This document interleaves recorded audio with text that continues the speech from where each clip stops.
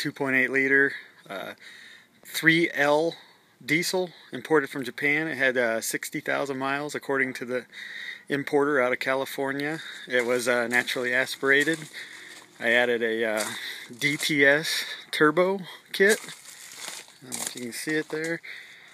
It's worked flawlessly. It's putting out about 5 psi of boost, which greatly woke up the diesel as far as the power wise.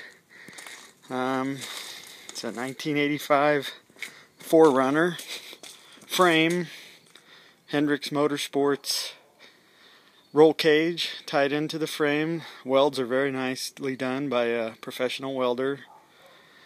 It's got a 1995 Toyota Land Cruiser axles, front and rear.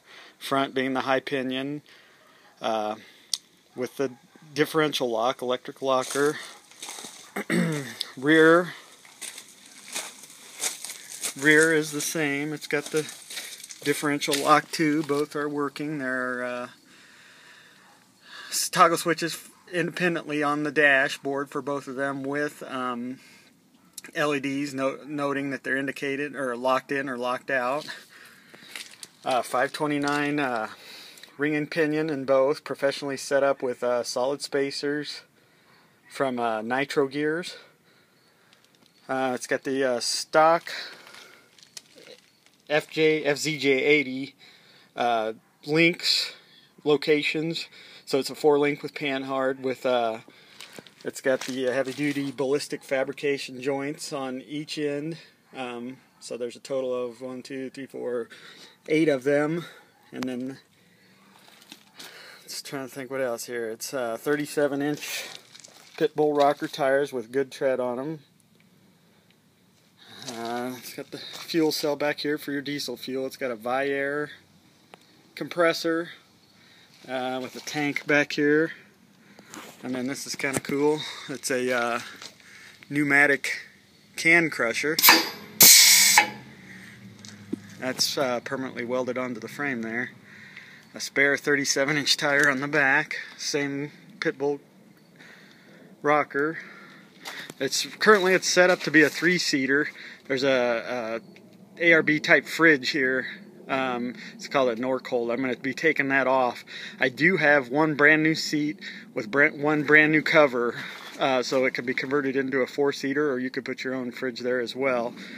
It's got a HID 3 HID lights on the bottom, 2 on the front for the headlights. It's got a fully functional brake and tail light LED. All the wiring was professionally done by a friend of mine who's really good with that kind of stuff. He's done a lot of that stuff, and a lot of conversions for people, motor swaps and stuff. And all the every joint in the thing was, or every connection was soldered and heat shrink tubed. And it's got a full aftermarket painless type wiring harness in it. It's got fusible links. Everything's set up. I've had this thing quite a few places, and never once did I have an electrical issue with it. Rain or snow or anything. It's was set up right.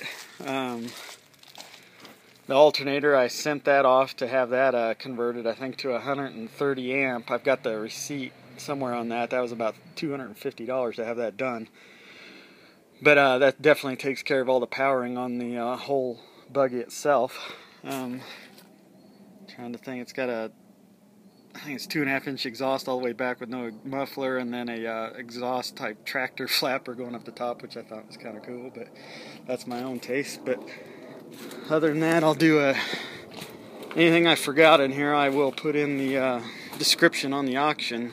Let me stand back here a little bit so you can get a better view of the whole buggy itself. I had to keep it covered out here under a car cover.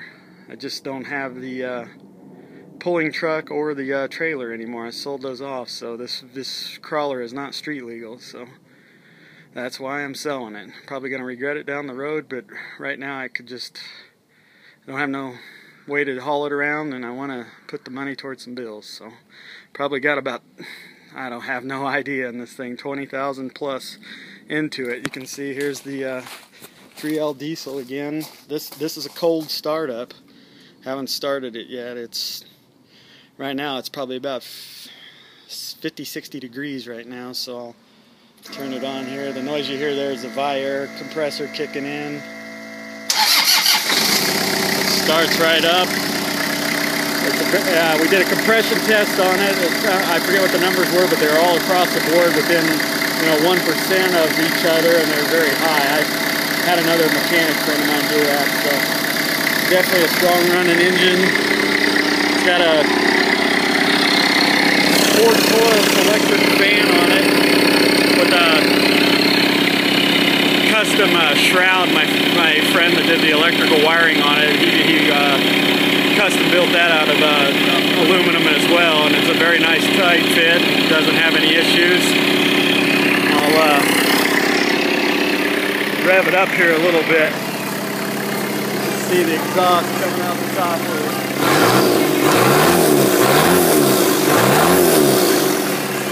Hear the turbo spooling up as well. Does have a AM/FM radio, CD player, Alpine with a rear USB that I gotta go down here, and I got a, you can see it there, a thumb drive in it with all my songs on it. Marlin Crawler dual transfer cases. 228, 4.7. They're both 23 spline. Transmission is a turbo R151F out of an 86-87 pickup. It's got a heavy-duty clutch, brand new. When I don't have very many miles on this thing because obviously it's just trail miles, and I've never had any issues with it slipping or anything. The whole drivetrain is pretty much bomb-proof. Did break a factory. Let me shut it off here. I did break a factory burr field once on the passenger side and replaced both of those with a with the hardened ones from Bobby Longfield. So those are both done. It's about all I can think of right now. Like I said, if I forget anything, I will post it in the description of the ad. If you have any questions, please email me. Thank you. Bye.